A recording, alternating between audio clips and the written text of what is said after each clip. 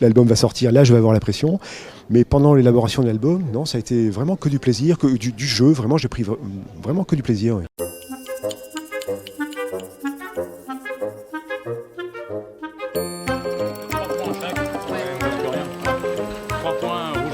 Il y a un côté, le verso, qui est un peu moins fort que le recto en termes de densité. Donc on a décidé avec le client, en accord avec le client, pour rajouter un peu de force sur le rouge et le bleu. Avec Astérix, on ne laisse rien au hasard et surtout pas les couleurs. Ce qui nous fait dire ça, oui, c'est le bleu rouge de la case raccourci, où on est revenu sur quelque chose de plus orange, plus marron. Alors on a gagné sur les bleus, mais on a perdu sur les rouges. Ici, on s'apprête à imprimer plus d'1 million d'exemplaires d'Astérix. Il vaut donc mieux être sûr de son coup et du bleu des braies d'Obélix. Car remonter une couleur, ça peut en ternir une autre et du coup dénaturer la case, parfois toute la planche. Quand on est à l'UTS, c'est pas la même chose que quand on est au village. Quand on est dans un restaurant, dans un huis clos, on veut raconter autre chose. Il y a toute cette narration avec la couleur qu'il faut avoir à l'esprit.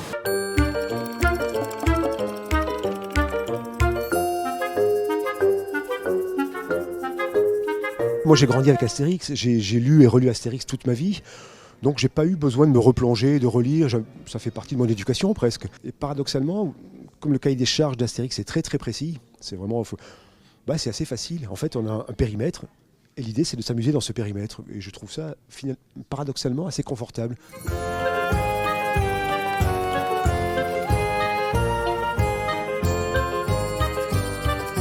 J'étais sur Vincent Lacoste, après ils m'ont dit non ça va pas, il faut quelqu'un de plus vieux, il fallait du panache et donc c'est pour ça qu'on est passé à Dominique de Villepin. Malheureusement il y avait une connotation politique trop forte qui avait rien à voir avec la thématique. A priori c'est pas un méchant, c'est plutôt un gentil d'ailleurs, il arrive avec une philosophie sur la bienveillance, mais c'est un gars assez double, c'est un type assez double qui est dans la séduction, dans la manipulation, donc c'est une méchanceté un petit peu trouble qu'on ne voit pas de prime abord comme ça. C'est arrivé très vite en fait, j'ai commencé à tourner autour des thématiques très à la mode, et il y a ce truc-là qui surnage, de pensée positive, de développement personnel, ce genre de choses, et j'avais envie de m'amuser avec ça, mais c'est pas à charge, c'est pas un truc contre la pensée, et surtout, quelqu'un un petit peu mal intentionné avec une certaine prestance et du charisme et de l'influence, peut provoquer autour de lui.